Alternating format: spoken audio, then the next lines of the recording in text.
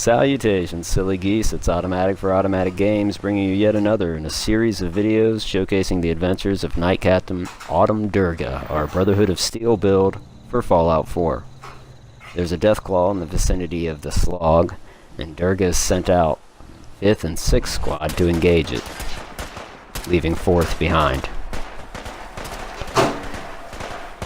She definitely remembers Deathclaws from the Capital Wasteland, although back there most of them were in captivity from the Enclave and used as weapons of war. This is probably her first tango with a wild Deathclaw. But she handles herself well. Of course, it is a little close for comfort.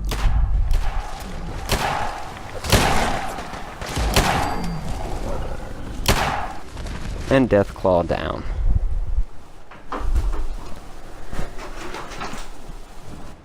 After all, there are 11 fully armed soldiers there, so what's a Deathclaw? She's going to proceed up this side of the creek basin with squads 5 and 6. As mentioned in the last episode, she's looking for a position that's more defensible than the Slog. That place ended up being a letdown. Now, Sturgis is probably her favorite NCO, and the 4th Squad is her most effective squad. And that's why she left them behind. She trusts them. She brought 5th Squad because Sergeant Mack is new. He's already made a couple passes at her, which speaks to his unprofessionalism. So she wants to keep him close and monitor his progress. She brought 6th Squad because Sergeant DeLuca is about as useful to her as a third glove. She's flaked out a few times, and all the killing seems to be affecting her a lot harder than it should affect an NCO in the field. So she's going to keep her around and wait until she makes some seditious slip up and either berate her or get her discharged.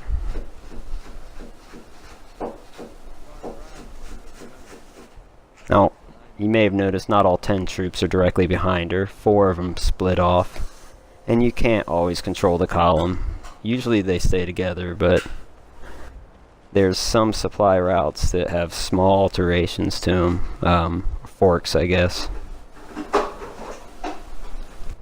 Coastal Cottage is just ahead, about 50 yards around this bend.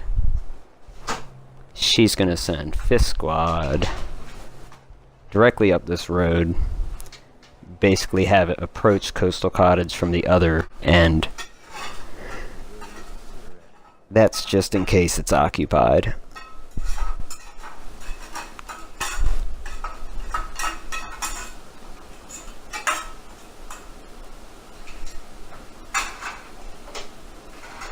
She and 6th Squad will cross this field and make a direct approach.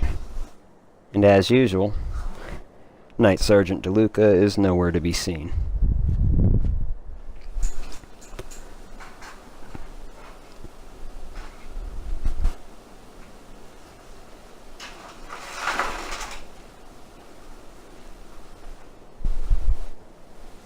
She notices movement up ahead. Looks like fauna.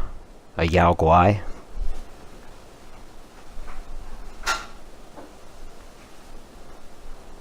Or maybe 2 Yao Guai. She's gonna fire a couple shots and see if she can scare him off. Albeit a tall order with mutated grizzly bears.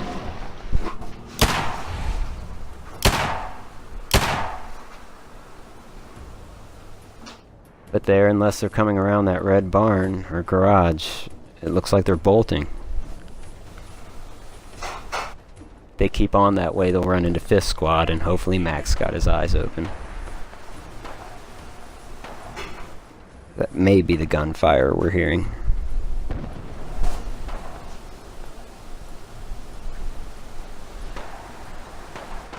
Though some shots come from up there. Oh. There's one of them.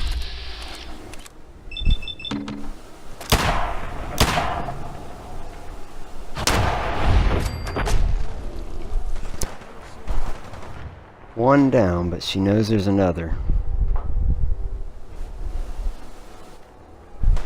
And so she follows the gunshots. But that's not one of her troopers. Regardless, she'll shoot at the bear. She can't negotiate with the bear, she can negotiate with that woman. Or perhaps she can't negotiate with that woman. Either way, she'll stay here and wait for Mac's squad to come in. As noted, she's leaving 4th Squad and Sturgis at the slog for now. We'll catch up with them another time. And she'll have a look around Coastal Cottage while Mac catches up. That's a load lifter bot that's being used for supply. You'd only be familiar with that if you're familiar with Brotherhood of Steel Tactics. The game, not the general idea. Anyways, we'll talk more about that next time. I hope you enjoyed the video. If you liked it, like it. If you dislike it, there's a dislike button. If you'd like to subscribe, I think there's a subscribe button.